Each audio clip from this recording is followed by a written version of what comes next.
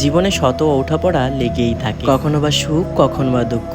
দুঃখ না আসলে যেমন সুখের মর্ম বোঝা যায় না, তেমনি জীবনে কোনো খারাপ সময় না আসলে সেই মানুষগুলোকে চেনা যায় না, যারা শুধু সুখের সময় পাশে থাকে আর কষ্টের সময় 10 হাত দূরে। তবে জীবনে শত ওঠাপড়ার মাঝেও ভগবানের পাশ কখনোই আমি ছাড়ি না। জীবনে যতই ঝড়ঝাপটা আসুক না কেন, আমি একমাত্র ভগবানকে বিশ্বাস করে সবকিছু কাটিয়ে নিই।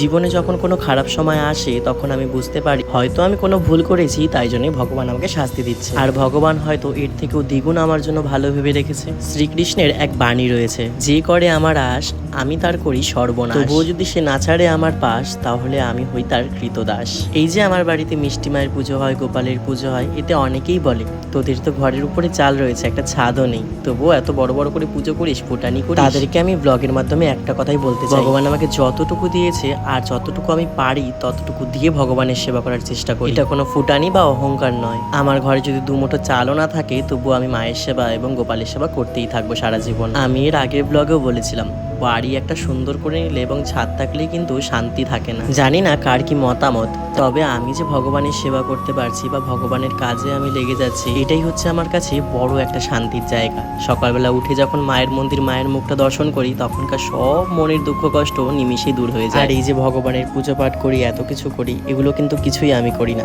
ভগবানের ইচ্ছা ছাড়া কখনোই কিছু সম্ভব নয়। ভগবান আমাকে দিয়ে ঠিক সময় ঠিক মতন সবকিছু করিয়ে নেয়। আজ ছিল শ্রাবণ মাসের প্রথম সোমবার। তোমরা কারা কারা শিবের ব্রত করেছিল অবশ্যই কিন্তু কমেন্ট সেকশনে জানিও। আজকের মতন এখানে শেষ করছি, দেখা হচ্ছে নেক্সট ব্লগে। Tata, bye bye.